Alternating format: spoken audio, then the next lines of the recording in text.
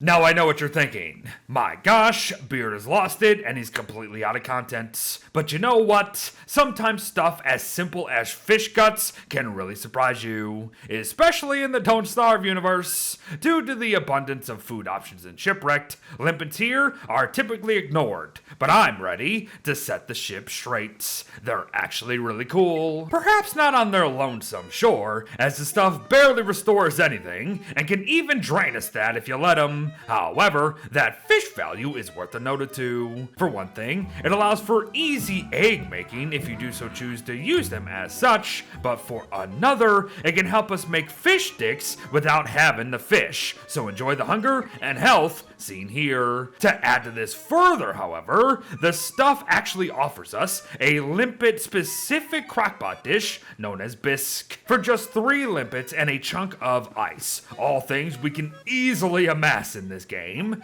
we can slurp up 60 health per bowl, which is crazy good considering how easy and abundant all of it is. But before we talk more about just that, note how bisque is also one of the very few crockpot dishes that can be offered to the Yarktopus for guaranteed loot. Trawl nets in this case, mind. Not bad overall. And we're only just getting started. Limpets are primarily picked off limpet rocks here at 1 apiece and will regrow every 3 days for continued harvests. But shipwrecks, on the other hand, as yes, there are wrecked ships in Don't Starve Shipwrecked, believe it or not, can produce 1 to 3 limpets every 3 days as well.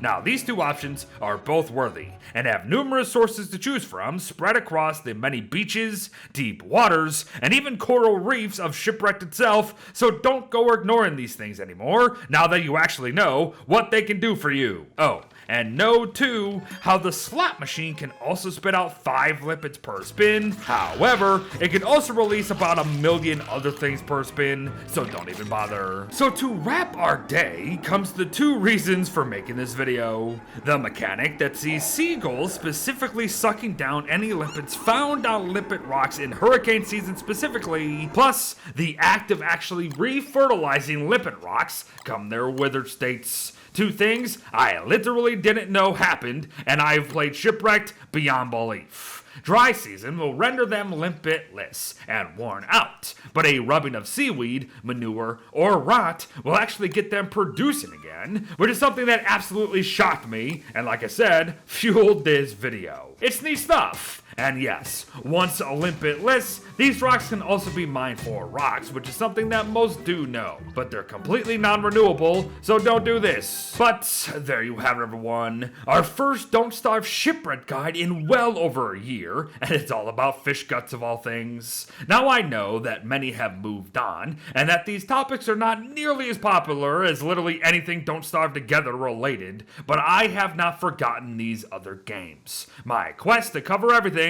or darn close to it, continues this sail onward, so I do hope you enjoy these little detours now and then. Thanks for watching, folks. Well wishes to all. Don't go limp for limpets, and I'll see you in the next one. Bye-bye.